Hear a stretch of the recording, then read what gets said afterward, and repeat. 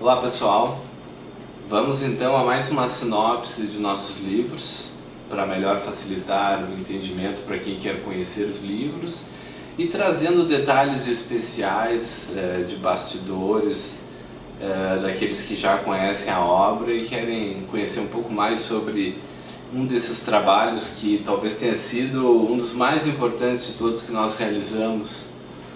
Não só pelo conteúdo profundo do livro, mas também por tudo que representa diante desse faraó, Akenaton, a revolução espiritual do Antigo Egito.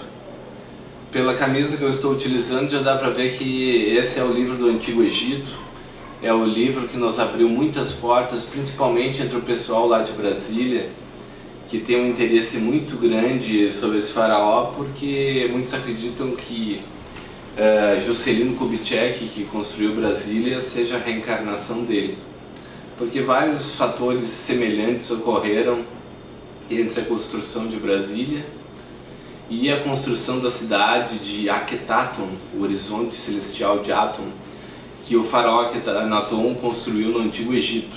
Hoje em dia ela é conhecida como Tell el-Amarna, ou simplesmente Amarna, e fica na província de Minya, no Egito.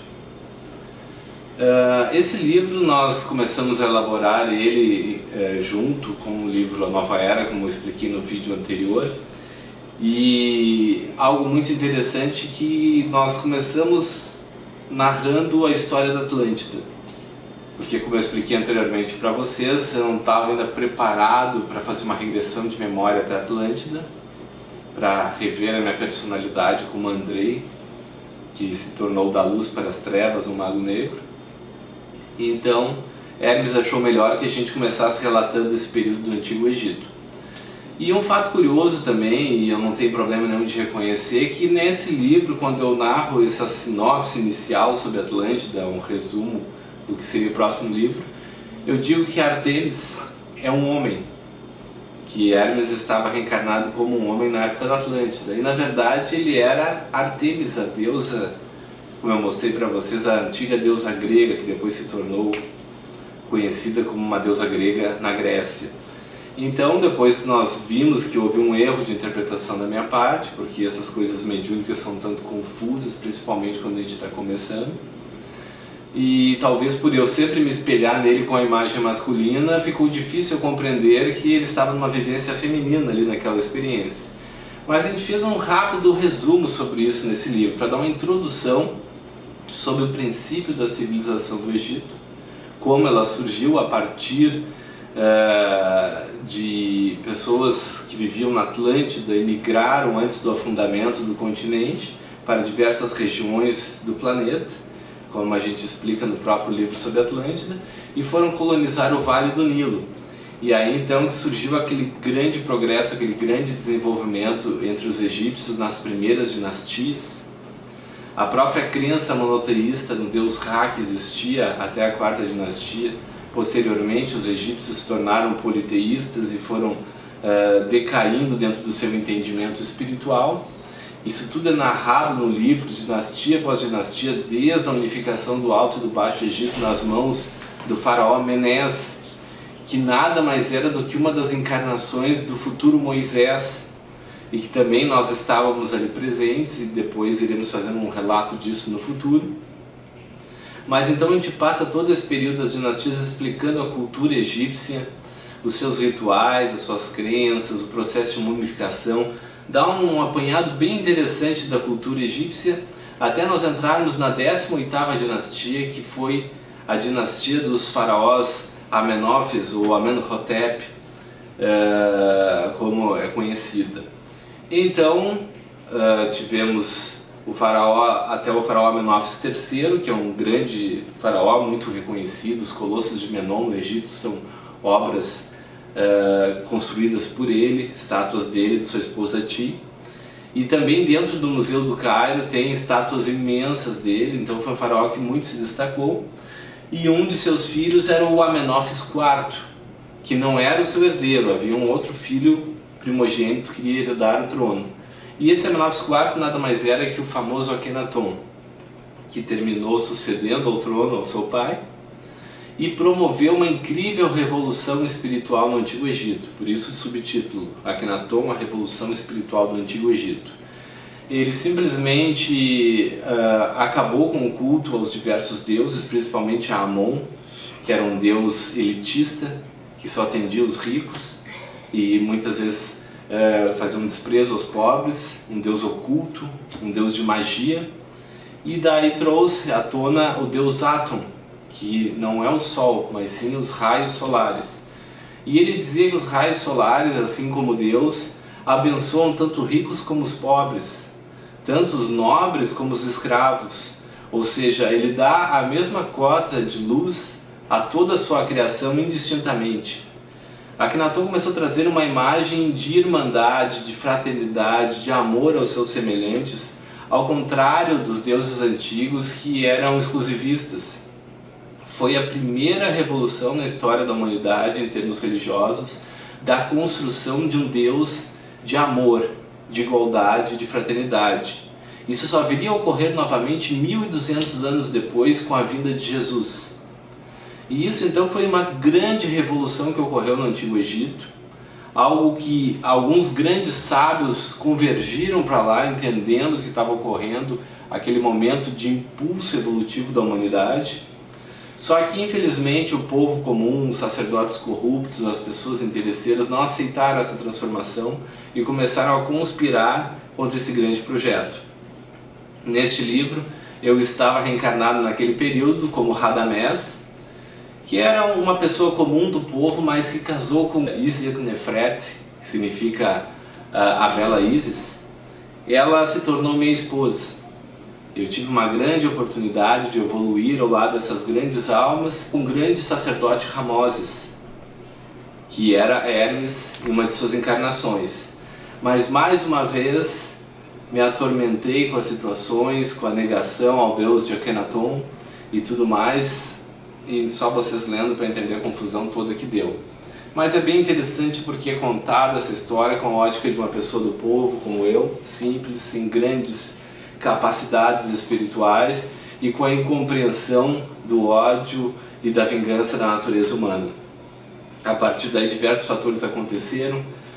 Akhenaton, como muitos sabem, ele foi morto, e quem sucedeu ao trono foi o seu filho Tutankhaton, que depois foi transformado o nome para Tutankhamon, ou seja, Tutankhaton, a imagem viva de Atum, foi transformado para Tutankhamon, a imagem viva de Amon, ou seja, o deus Amon voltou a dominar. Ele era uma criança de 9 anos, foi manipulado pelos sacerdotes, até que com 19 anos de idade ele começou a tomar lucidez sobre toda essa situação, e aí ocorreu toda uma conspiração para que ele também fosse afastado do trono. E esses fatos são estudados até hoje pelos arqueólogos, porque a única tumba que foi encontrada intacta no Antigo Egito, em 1923 pelo egiptólogo Howard Carter, foi a de Tutankhamon, com todos os seus tesouros dentro, inclusive com a imagem icônica em ouro de sua máscara mortuária. Se o faraó Tutankhamon, que era um faraó insignificante, um menino sem grandes poderes, tinha todas aquelas riquezas em seu trono, em sua tumba, imagine o que Ramsés II, o maior faraó do Egito, deveria ter. Mas a sua tumba foi saqueada, roubada com todos os seus tesouros no decorrer dos séculos, e hoje em dia a gente não tem nem ideia das imensas obras de arte que deveriam existir ali e que devem ter sido derretidas para ter o seu valor em ouro reutilizado. Os sarcófagos de Tutankhamon em ouro, a máscara de ouro, valem milhões e milhões de dólares. Imaginem a riqueza que deveria haver dentro da tumba de Ramsés II que foi saqueado. O Egito e seus fascínios, realmente. Então esse faraó se tornou muito famoso por causa disso. E por que a sua tumba nunca foi encontrada? Porque era do tamanho de um quartinho de empregado. Era uma tumba secundária que ninguém jamais imaginou que ali tivesse tesouros. Enquanto os faraós mais importantes tinham tumbas suntuosas e foram localizadas pelos ladrões. Mas então, chegando à conclusão disso, o faraó Akhenaton tentou trazer mais uma vez o caminho da evolução pelo amor e pela sabedoria. O que nós, humanidade, fizemos? Rejeitamos esse caminho de paz e amor. sempre com sonhos de conquistas, de guerras, de luta, de poderio. O Egito era a nação dominadora da época e não se admitia que se perdesse esse domínio sobre os demais povos. Os sacerdotes arrogantes e orgulhosos queriam dominar, ter tesouros, ter riquezas, e conspiraram com essa mensagem de igualdade e de amor. A cidade que Akenaton fundou no meio do Egito, Akhetaton, hoje Tell el-Amarna, era um ambiente de igualdade. Os escravos eram tratados como pessoas iguais, todos viviam em amor e fraternidade, tanto que alguns egiptólogos dizem que era a sociedade hippie da época, porque todo mundo só queria cultuar o sol, que era o deus Aton, e ao mesmo tempo viver em paz, harmonia e amor. Então isso tudo se passou, o projeto não vingou, e daí 100 anos depois, então, a espiritualidade teve que mandar um espírito guerreiro, Moisés, para finalmente vir implantar o monoteísmo na Terra através de um pulso de ferro, através de dor, através de força. Muitas pessoas hoje em dia condenam Moisés pelas suas falas, pelas suas colocações que estão no Velho Testamento, mas a sociedade daquela época exigia um pulso firme para voltar a trazer equilíbrio, valores ao povo de Israel que estava escravizado no Egito há mais de 400 anos. Então vejam quantas oportunidades nós perdemos em nossas vidas, porque desprezamos aquela mensagem serena, tranquila, de paz e de amor, sempre ambicionando coisas humanas e abrindo as portas então para um caminho mais drástico de transformação. Era necessário que o monoteísmo fosse implantado na Terra para que a humanidade conhecesse a verdade, que só existe um único Deus, Criador do Universo, um Deus que não é um ser único sentado em cima de uma nuvem de barba e trazendo leis arcaicas, mas sim a entidade máxima do Universo onipresente, que ainda não conseguimos nem compreendê-lo, mas que a nossa evolução pouco a pouco vai nos trazendo uma compreensão cada vez maior. Hoje em dia sabemos, compreendemos que Deus é muito mais do que aquele Deus da Bíblia, mas aquele Deus da Bíblia era o Deus capaz de ser compreendido naquela época. Da mesma forma que Jesus, quando trouxe a sua mensagem há 2000 anos atrás, falou como se falasse para criancinhas, através de parábolas, para que as pessoas pudessem compreender e ao mesmo tempo as gerações futuras tivessem uma compreensão cada vez maior de sua mensagem. Então esse livro, Akenaton, a Revolução Espiritual do Antigo Egito, é um livro muito detalhado, com fotos, gravuras, ilustrações interessantíssimas sobre o período e um detalhamento profundo da cultura egípcia, como pouco se vê em língua portuguesa. Acredito que esse livro é o livro mais detalhado em língua portuguesa sobre esse faraó.